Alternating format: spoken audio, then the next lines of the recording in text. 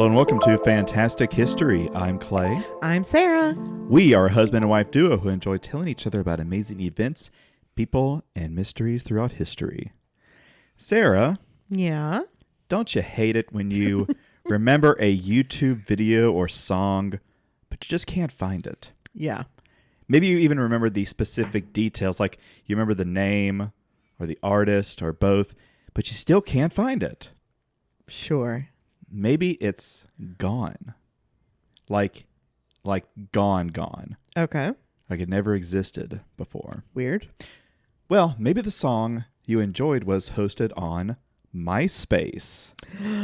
That pre-Facebook social media site that once held our most embarrassing teenage thoughts. It certainly did. It certainly did for a few of us. Yikes. Well, MySpace was also where a lot of musicians would upload their music because it was an easy place to host and you could reach a lot of people that way too. Sure.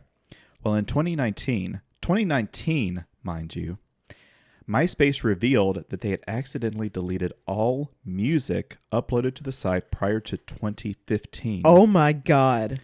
Over 50 million songs deleted.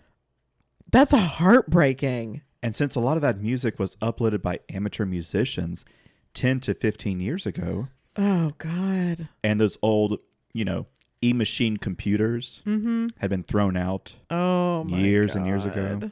Many of those songs only existed on MySpace. That's terrible. It was the biggest loss of music in history. Wow. Way to go, guys. Thanks, Tom.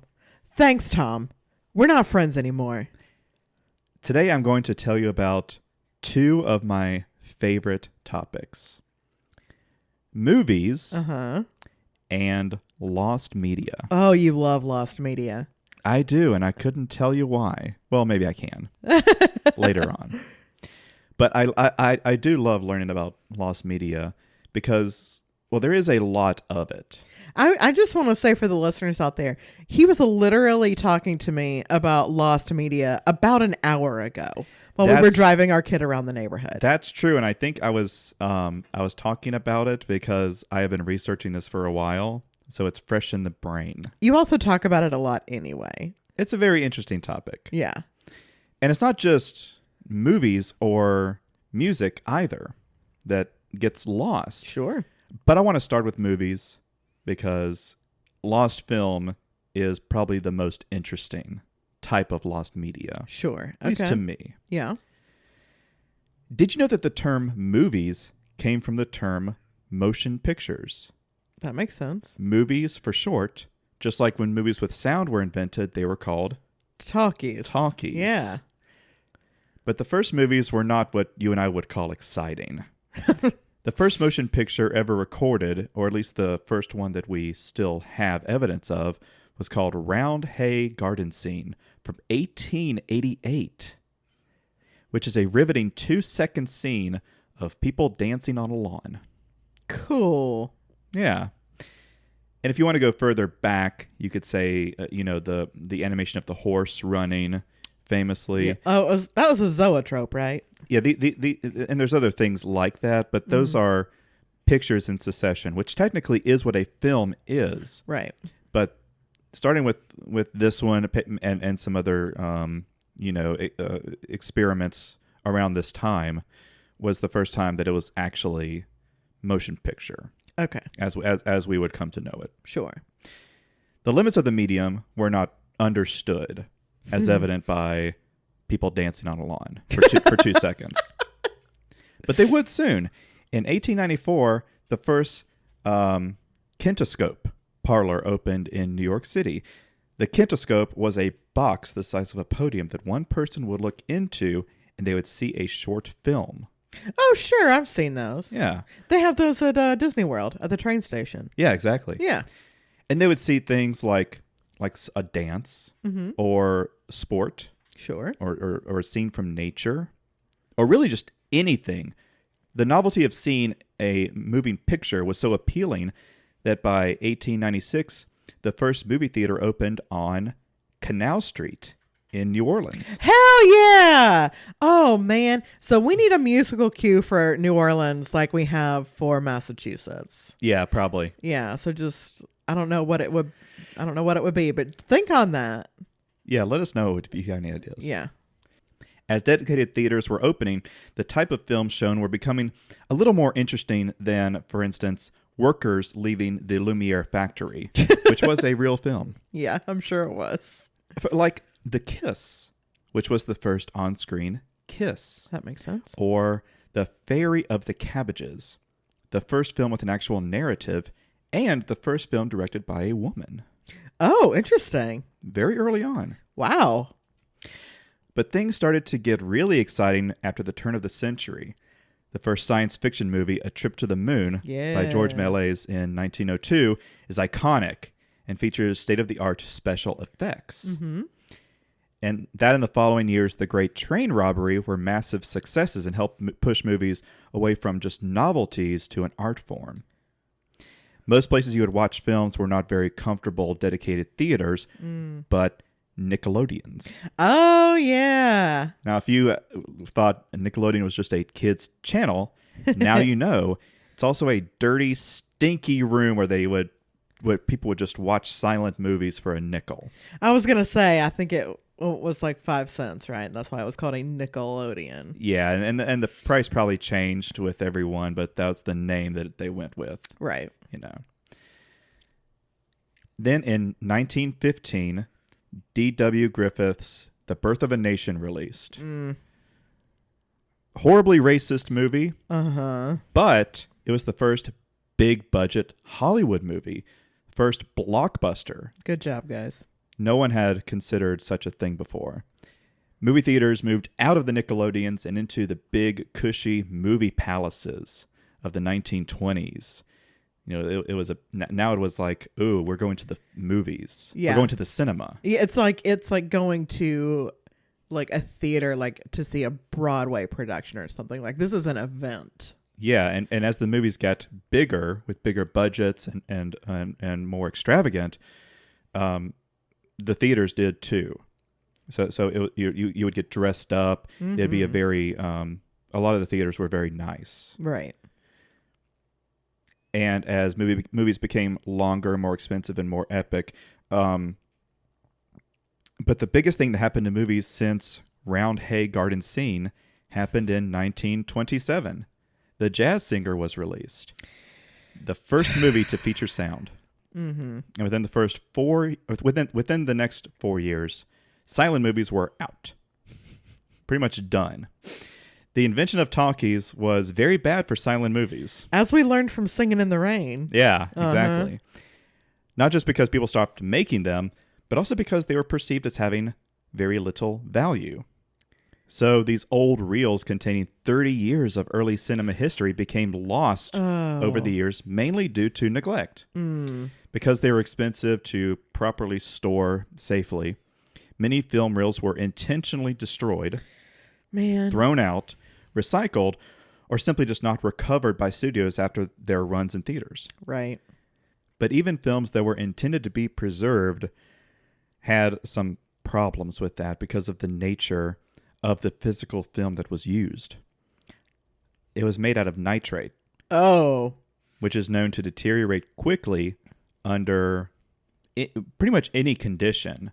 Unfavorable makes it worse, but they've been known to deteriorate even in good conditions or survive even in bad conditions. It can pretty much go any way. But isn't it very flammable? Well, that was my next sentence. Oh, well, I'm sorry about that. I've just seen Inglourious Bastards too many times. Yes. Nitrate film is highly flammable. Very highly flammable. In fact, I read, and I think I can't verify this, that it'll burn even when underwater. Wow. Like you can't stop it from burning. Even with yeah. Dang. You can stop it from spreading to other things, but once the film is on fire, you can't put it out. Wow. Yeah, that's real flammable. Very flammable. Oof. Very dangerous. And that brings us to the saddest part of this episode. In 1937, a fire broke out at the 20th Century Fox film storage facility in Little Ferry, New Jersey. This facility was designed to store film, primarily from the silent era, in 48 separate fireproof vaults. Mm. So this fire was caused by a buildup of gas from the nitrate decomposition. Oh my God. And spontaneous combustion from the state's heat wave. Oh my God. Now, it was smart to have individual fireproof vaults. Mm-hmm. However, the fireproof vaults actually acted as bombs. Oh my God. Because the fire got in Mm-hmm. and they were not well ventilated. Uh-huh. So it just built up. Oh. Until they would explode and shoot flames and debris across the residential neighborhood that the facility was in. Oh my God. All of the films were destroyed. Well, yeah. Every single one stored there was destroyed. Oh my God. The highest quality originals Fox produced prior to 1932 were destroyed. That's unreal. But even worse than that, many of those films destroyed were the only known copies in existence. Oh my God. So it's shocking to believe, but entire director and actors' filmographies were wiped out. Oh my God. There are directors and actors that we have no films of anymore What a nightmare. because of this fire. That's horrible. Yeah. Guys, back up your data. Because of this single fire, 75% of all Fox films before 1930 are completely lost now. That is insane. Yeah. Wow. Then, in 1965, a fire broke out in Vault 7 at the MGM backlot in Culver City, California. Oh boy. This one was caused by an electrical short. But what was stored in Vault 7? Well, you guessed it. Hundreds of priceless, only known copies of silent era and early sound films. My God. And many of the films that were lost have become highly sought after. The holy grail of lost films is Lon Chaney's London After Midnight. Oh yeah, I've heard about that. Now, thankfully, we do have a lot of production stills from the movie. Lots and lots. Yeah.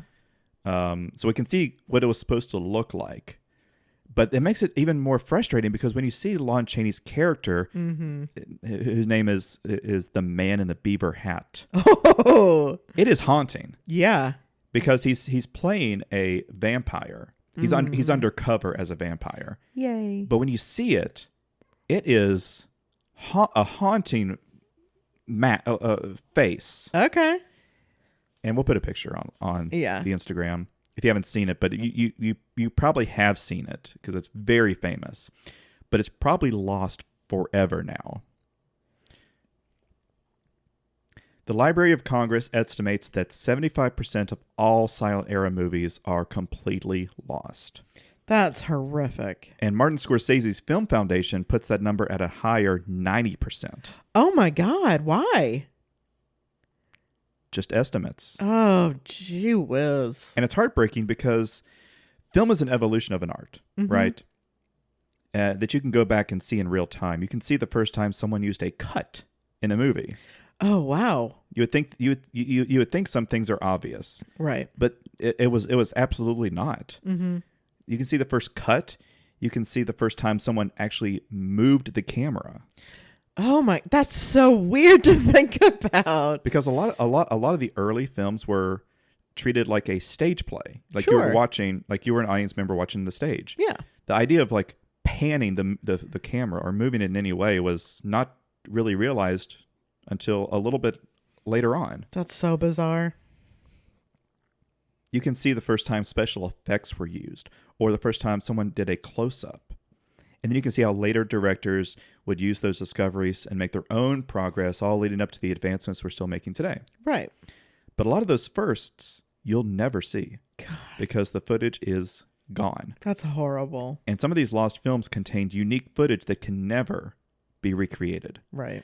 For instance, Saved from the Titanic from 1912 was filmed 31 days after the sinking What?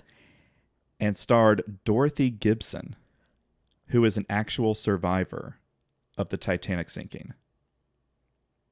What? This is real. Oh.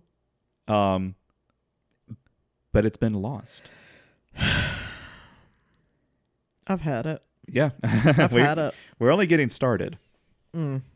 And speaking of movies that pushed the line, because Saved by the Titanic was considered exploitative in its time. Yeah, I can see that. Cleopatra from 1917, the most elaborate and expensive movie ever made at the time, with huge sets and costumes and extras, glorious. It was also a very risque film, with Theodora in the leading role portraying a very sexual Cleopatra in very revealing costumes. I've seen, oh my gosh, sorry to derail. I have seen a photo shoot where Marilyn Monroe recreated Theodora as Cleopatra. Yeah. Oh, it's spicy. Yeah. And I'll be it. especially for the time. Yeah. Oh, yeah. 1917, you said? Yeah. Forget it. That's wild. But unfortunately, the last copies were destroyed in the 1937 Fox Vault fire. Ugh, And only very short clips of the film remain. that's crazy. But what makes lost film interesting is not the fact that that there are films that are lost forever. It's interesting, but it's not what makes it fun. It's the fact that sometimes these can be rediscovered. Oh. In 2017, a film was found at an estate sale in Louisiana. It was a film from 1898 called Something Good, Negro Kiss. And it was the first on-screen kiss of two African Americans. Whoa. From 1898. What? Possibly the first film of a kiss of any minority group. And it's notable because, as we were mentioning other things earlier, it is not racist. That's incredible. It's just two people kissing. Wow. And we just found it in 2017. That's insane. That is insane to think about. I know. And you said it was just like somebody just had it in Louisiana? It was part of an estate sale. Weird. You'll find this a lot. People don't know what they have. Yeah. This isn't in the script. There was a I can't remember when it was found, 80s or 90s, but someone purchased a reel in the 50s, and they didn't know that it was a lost film at the time. Mm-hmm. They just had it. I can't remember if they passed away and someone discovered it in their belongings, or if they finally went through their stuff and discovered it. But it turned out to be the first movie of Frankenstein. Whoa. From 1910. Whoa. That was considered lost for decades and decades. Oh my God. So people just don't know what they have sometimes. Right? Yeah. So another cool find was in 1992. It was the 1916 version of Snow White.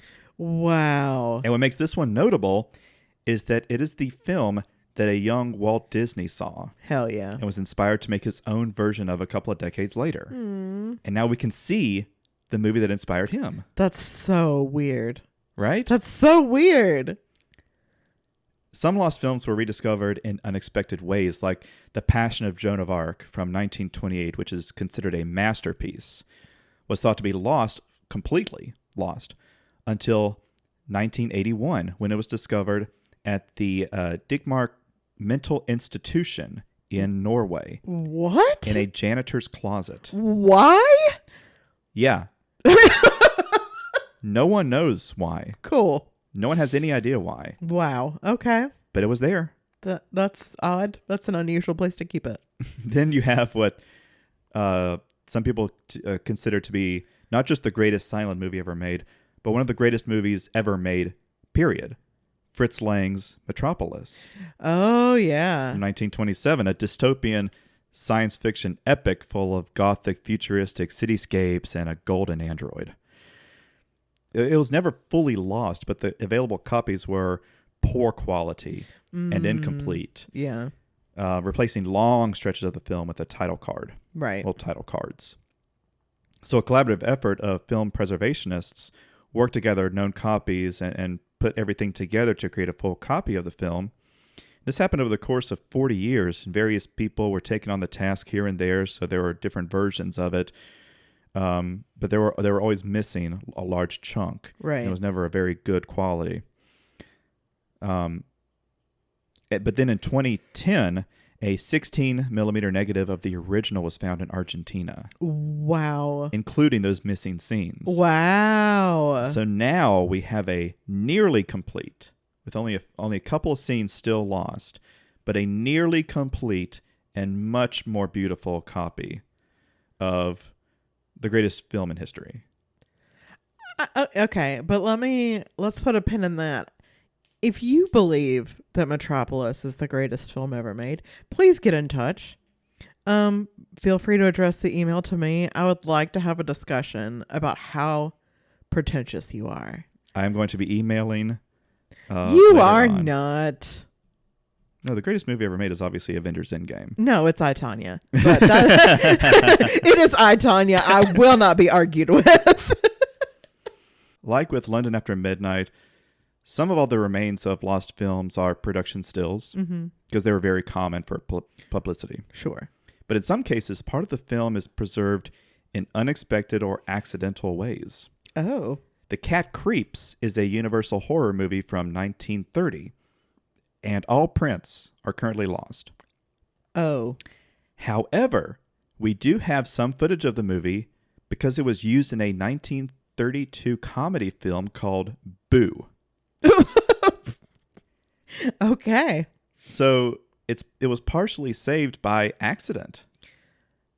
That's so weird. So do you know why it was in, like, why they used part of it in a comedy when it was meant to be a horror movie? Well, I think the movie Boo is like a Mystery Science Theater type movie. Oh, wow. So they replaced the audio with jokes.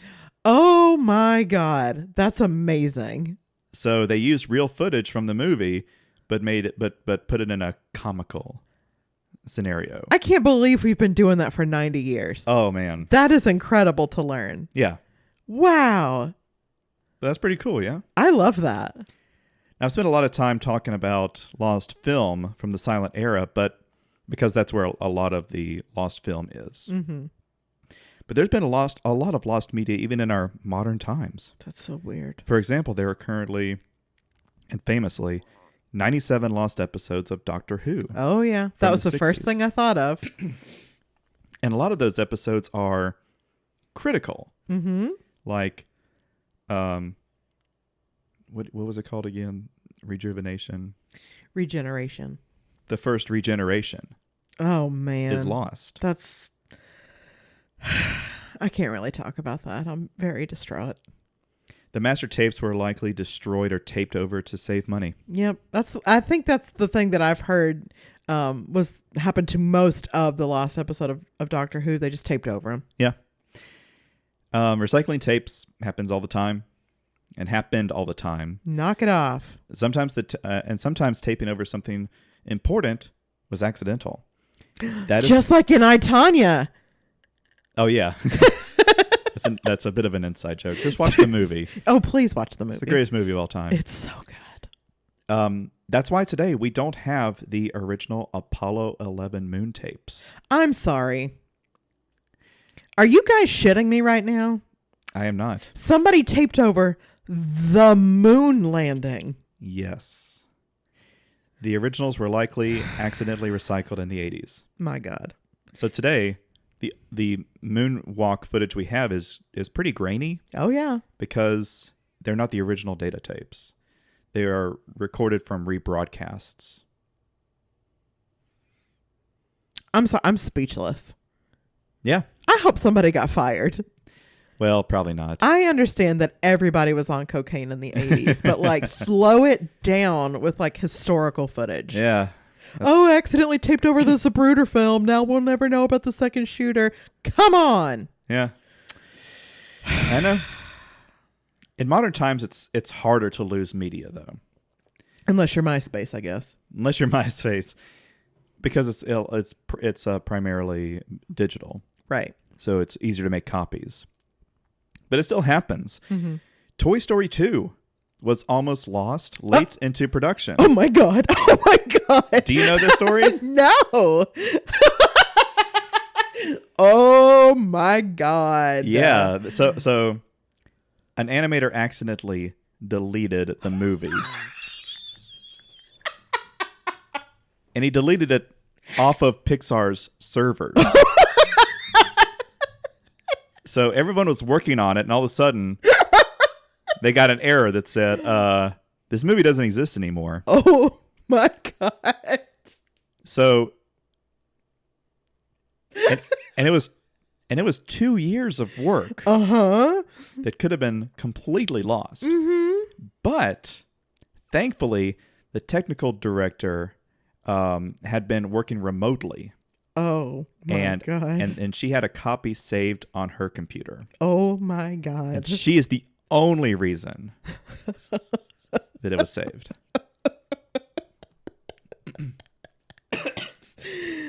Oh boy. Yeah, it's wild. I bet that person got fired. Actually, you know what? She got fired this year Are you serious? as part of layoffs. I'm not talking about the person who saved it. I'm talking about the one who deleted it. Oh, no, they're fine. Are you serious? I don't know. Oh, okay. Oh my God. Wow. Yeah. That is messed up. Yeah. Now, the opposite happened in 2014. Well, kind of the opposite. Let me explain. They accidentally made Toy Story 3. They accidentally made it. DreamWorks had completed work on a film called Boo, Oh. Bureau of Otherworldly Operations. It was set for a summer 2015 release, but was pushed to avoid competition with Pixar's Inside Out. Smart. That's very common. Yeah. But then it was removed from the release calendar entirely, and it has never been added back. Oh. So it was clearly far enough in development to receive a release date, but also merchandise was prepared. Whoa. So I used to work at a toy company, Mm-hmm. and I remember seeing design documents for this movie. Oh, weird. But now it's considered a lost film. Do we know why? No. No. Okay, cool. In the same vein, in 2022, Excuse me. last year, Warner Brothers canceled several films after they were completely finished as a tax write-off. I'm so upset. This includes the star-studded $90 million Batgirl movie, I'm furious. starring Leslie Grace, Michael Keaton, Mm-hmm. J.K. Simmons, and Brendan Fraser. I'm furious about this. And yeah, so these films aren't technically lost. Well, or did they But- tape over it to make The Flash, which nobody's going to see because Ezra Miller is the worst human on the planet? Well, that does have Michael Keaton in it. I mean, yeah, but But it could have been not his first return into the Batsuit. yeah. Well, they're not lost, but we may never see them. So they may as well be lost. It's so obnoxious. Yeah. So there are a lot of reasons that movies and television programs can be lost that we've covered. Mm-hmm. But there's also another reason we haven't covered, and it's dark. Oh. Some pieces of film or video are lost because they have been destroyed due to the nature of what was captured. Oh. For example, Oh. on July 15th, 1974, Christine Chubbuck was presenting the evening news on Suncoast Digest when, after the third story, she said this to the audience. TV40 presents what is believed to be a television first, in living color, exclusive coverage of an attempted suicide. Ma'am. She then drew a revolver, put it to her ear, and fired. What the fuck? Yep. Her suicide was seen live Oh my God. and recorded on the station's master tape. Oh my God. Yeah, it is real. Madam. Yeah. Oh no. And the tape was given to her family. Are you At their request, Oh. not as a threat. Oh my God. The tape was the original was given to the family, and the Mhm. family claimed to have destroyed it. Right. And there's currently no known footage of it Right. anymore. Oh my God. And it's unlikely anyone was recording it at home in 74. Yeah. Other examples of footage being destroyed are lost due to the content, the basement tapes from the Columbine shooters. Oh God. Oh no. Right? Nobody needs to see that. That's fine. The footage of Brandon Lee being shot and killed, Oh God. and the footage of Steve Irwin's death. I All these were filmed mm-mm. and currently not available. Likely destroyed forever. I really hope so. I always forget that Steve was filming. Yeah. I always forget that. I think I just delete that footage from my brain because it's too much. Like, I'm still very broken up about that, and it's been over 20 years. Well, I just wanted to hit a few other examples of lost pieces of other types of media that I find interesting. Okay. The Yongle Encyclopedia was commissioned by the Yongle Emperor in China in the 1400s. Oh, wow. And when it was completed, it contained 22,937 manuscript rolls or chapters Oh. in 11,095 volumes. Oh, my. And today only 800 chapters remain, What? about 3.5% of the original.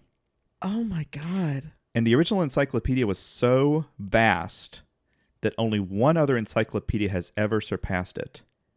Wikipedia. Oh, my God. I'm sorry. If you can imagine. Uh-huh. Wow.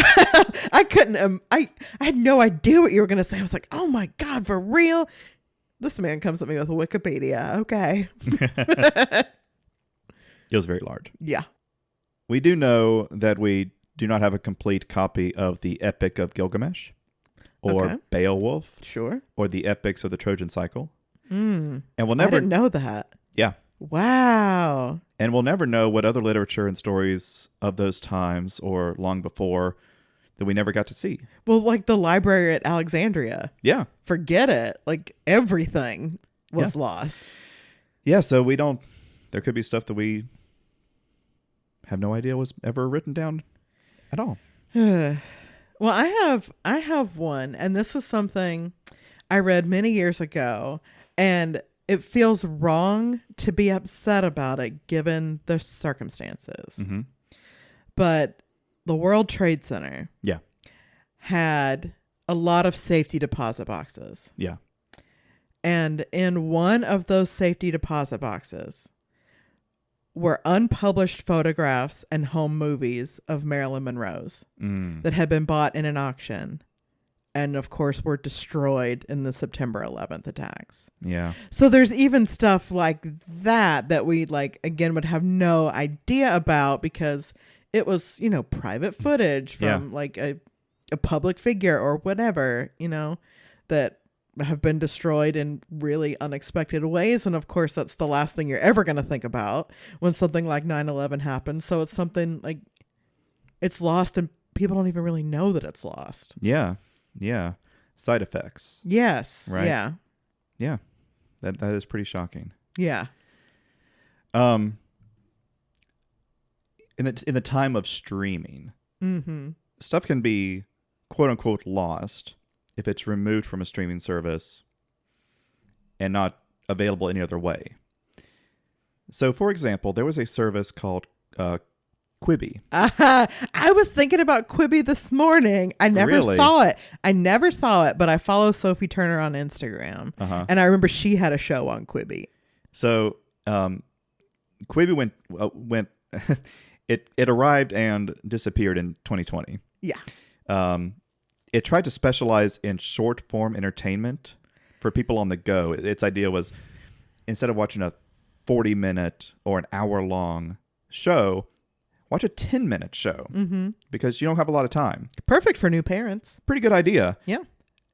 And of course, it had to release in 2020 when nobody was going anywhere. Yeah, we had all the time in the world, guys. Yes.